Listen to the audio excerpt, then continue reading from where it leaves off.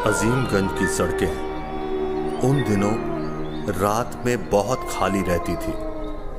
कुछ दिनों से यहाँ बहुत सी ऐसी घटनाएं घट रही थी जिन्हें सामान्य तो नहीं कहा जा सकता।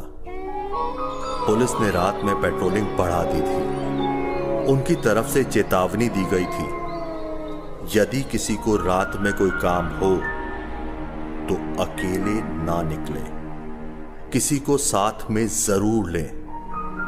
प्रशासन की तरफ से इसकी कोई ठोस वजह तो प्रस्तुत नहीं की गई थी, लेकिन इधर उधर की बातों से भूत प्रेत का एंगल सामने आ रहा था। मैं उन दिनों अजीमगंज के बैंक में पोस्टेड था। वहीं अपने एक दोस्त के साथ किराए के एक मकान में रहता था। मैं इस भूत प्रेत के बकवास में विश्वास तो नहीं करता था, लेकिन मैं स्वभाव से डरपोक किस्म का हूं। पुलिस की बात की अवमानना करना, इसका साहस मुझ में नहीं था। इसीलिए रात को कोई भी काम हो, मैं अपने दोस्त को अपना साथी बनाता था। शहर में लोगों के गायब होने और मौत की खबरें दिन बर दिन बढ़ती जा रही थी, पर मैंने कभी कुछ नहीं देखा। शायद इसलिए कि मैंने और मेरे दोस्त ने पुलिस की चेतावनी को गंभीरता से लिया था। लगभग 1 महीने से ज्यादा का समय बीत गया। लोग अब सावधान हो गए थे।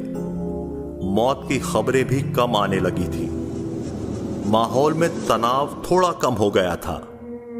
हम भी थोड़े से रिलैक्स्ड होना चाहते थे। मैंने और मेरे दोस्त ने एक पार्टी रखने का फैसला किया। पार्टी में हमने अपने तमाम दोस्तों को बुलाया। पार्टी बहुत अच्छी चल रही थी, पर उसी बीच मुझे सिगरेट पीने की तलब हुई और मैं घर के बाहर आकर सिगरेट पीने लगा। बाहर मौसम बहुत अच्छा था। मैं सिगरेट के कश लगाता हुआ टहलने लगा। टहलते टहलते घर के थोड़ा सा दूर आ गया। सिगरेट भी अब खत्म होने वाली थी। मैंने वापस जाने की सोची। मैंने सिगरेट को नीचे फेंका और पांव से कुचलकर जैसे ही ऊपर देखा तो मेरे सामने एक लड़की खड़ी थी। उसका मुंह ढका हुआ था। मेरे देखते ही उसने पूछा, क्या मैं सुंदर हूं? उसे अचानक देखकर मैं थोड़ा डर गया था। मेरे मुंह से कोई आवाज ना निकली। उसने फिर मुझसे पूछा, क्या मैं सुंदर हूं? इस बार उसकी आवाज में गुस्से का पता चल रहा था। मैंने इस बार भी कोई उत्तर नहीं दिया। लड़की की वो गहरी शैतानी आवाज सुनकर मेरा दिल जोरों से धड़क रहा था। उसने फिर पूछा और इस बार अपने मुंह से कपड़ा हटाया। उसे देखते ही मेरे हाथ पांव सुन्न पड़ गए। उसका आधा मुंह कटा हुआ था। मेरा दिल इतने जोर से धड़क रहा था मानो बाहर निकल जाएगा। ऐसा लग रहा था जैसे किसी ने मुझे बांध रखा हो। ना मेरी आवाज निकल रही थी, ना ही मैं हिल पा रहा था। उसने फिर अपनी विचित्र शैतानी आवाज में मुझसे कहा, क्या तुम मुझे सुंदर नहीं समझते? ऐसा कहकर उसने अपनी उंगली मेरे मुंह पर फेर गाल में गाड़ दी। उसके नाखून तेज और लंबे थे। मेरे गाल से खून की एक बूंद निकली। अब वह अपना मुंह मेरे पास लाने लगी। मुझे कुछ नहीं सूझ रहा था। मैंने अपनी आंखें झट से बंद कर दी। उसकी सांस को मैं अपने स्किन पर फील कर रहा था। बस दुआ कर रहा था कि वो चली जाए।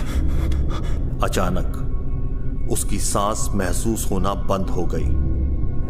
मैंने हिम्मत जुटाकर आंखें खोली तो वो सच में मेरे सामने नहीं थी। आसपास देखा तो पीछे से मेरे दोस्त आते हुए दिखाई दिए। उसने मुझे जोर से बुलाया, भाई जल्दी घर चल, अकेले मत घूम। इतना कहकर वो मेरे पास आया और फिर बोला, अपना वो दोस्त है ना राजू जो पुलिस में है, वो बता रहा था कि उन लोगों को पता चला है कि कोई लड़की है जो यह सब मर्डर कर रही है, अकेले घूमते लोगों पर हमला करती है। तू अकेला मत घूम यार, चल घर चल। मैं चुपचाप उसके साथ घर चला गया। पूरी पार्टी में उस घटना के बारे में ही सोचता रहा। मैंने किसी से कुछ नहीं कहा। पार्टी खत्म हो गई थी, रात भी काफी हो चुकी थी। मैं चुपचाप बैल्कनी में बैठा था, सोच रहा था क्या जो हुआ वो सच था। सोचते सोचते मैंने फिर से एक सिगरेट जलाई, एक कश ली और धुएं को छोड़ने के लिए बालकनी के ग्रिल की तरफ बढ़ा। तभी वो मुझे फिर दिखाई दी।